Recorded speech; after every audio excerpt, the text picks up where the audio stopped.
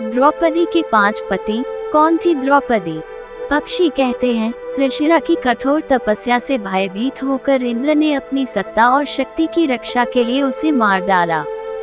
लेकिन ब्राह्मण हत्या के पाप ने इंद्र का तेज छीन लिया। त्रिशिरा त्वष्टा का पुत्र था।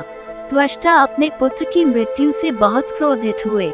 उन्होंने अपनी जटा से एक बाल तोड़कर यज्ञ अग्नि में अर्पित कर दिया। इसके परिणाम स्वरूप वृत्रासुर नाम का एक दुर्जेय और शक्तिशाली राक्षस उत्पन्न हुआ। इस राक्षस की उत्पत्ति इंद्र को मारने के उद्देश्य से की गई थी। वृत्रासुर के जन्म के बारे में जानकर इंद्र ने राक्षस के साथ संधि करने के लिए सप्तर्षियों को दूत के रूप में भेजा। सप्तर्षियों ने इंद्र और वृत्रासुर के बीच मित्रता कराई, लेकिन इंद्र के विचार कुछ और थे। उन्होंने वृत्रासुर को आश्चर्यचकित कर दिया और उसका वध कर दिया।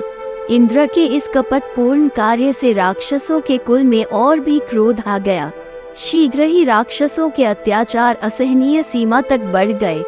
पृथ्वी भी उनके अत्याचारों का बोझ सहन करने में असमर्थ महसूस करने लगी। वो देवताओं के पास पहुंची और उनसे इस बोझ से छुटकारा पाने का अनुरोध किया। इस प्रकार पृथ्वी को उसके बोझ से मुक्त करने के लिए देवताओं ने पृथ्वी पर अवतार लेना शुरू कर दिया। धर्म और वायु ने इंद्र के तेज को कुंती के गर्भ में प्रत्यारोपित किया। इसके परिणाम स्वरूप युधिष्ठिर और भीम का जन्म हुआ। तब इंद्र ने स्वयं कुंती से अर्जुन को उत्पन्न किया। नकुल और सहदेव का जन्म अश्विनी कुमारों द्वारा माद्री के गर्भ में प्रत्यारोपित इंद्र के तेज से हुआ था। इस प्रकार सभी 5 पांडवों की उत्पत्ति एक ही स्रोत से हुई।